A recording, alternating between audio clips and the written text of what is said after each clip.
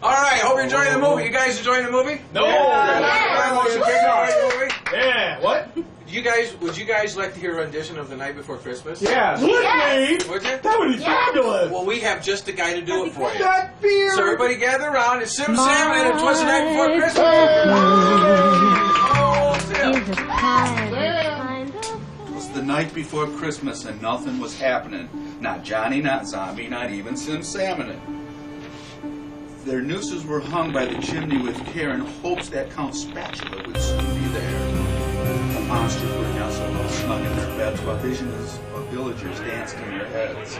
And Jaime in his kerchief and I in my cap had just eaten some brains for a long winter's nap. And outside the castle there arose such a clatter. I sprang from my coffin to see what was the matter. Away to the window I flew like a flash. I tripped on the kitchen knife and got a big gash.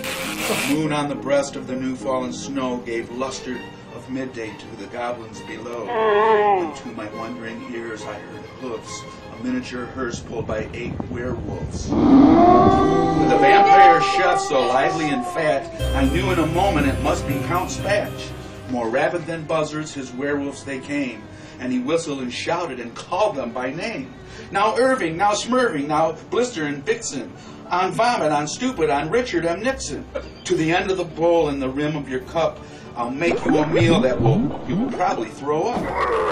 As dry leaves that before the wild hurricanes fly, when they meet with an obstacle up in the sky. So up on the housetop the werewolves they flew, with a hearse full of food, and Count Spatula too. That beard. And then in a twinkling I heard on the roof the clawing and scratching of each little hoof.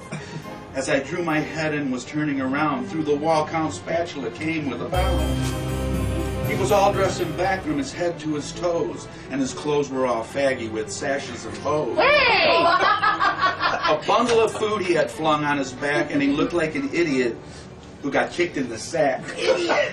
You idiot! His eyes, how they blazed, his pimples, how hairy. His fangs had been polished, but they weren't very scary.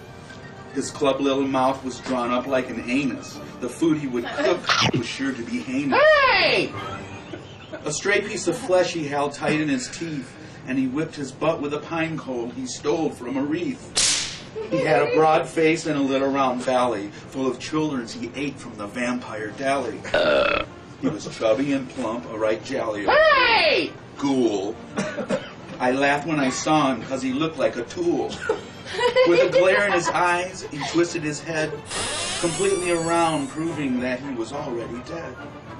He spoke not a word, but went straight to the kitchen and cooked all the food, all the while was bitchin'. He laid a finger inside of his nose and pulled out a booger into the food he throws.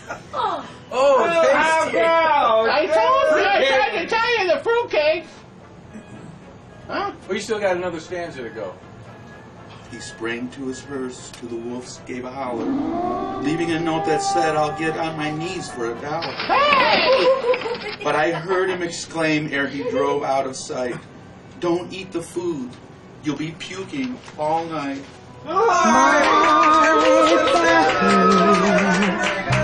Is a Whoever wrote that dead me.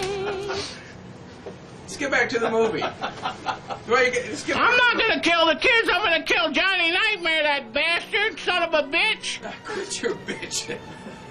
Go cook. Quit your quit. Hey, by the way, he's bald. Who did I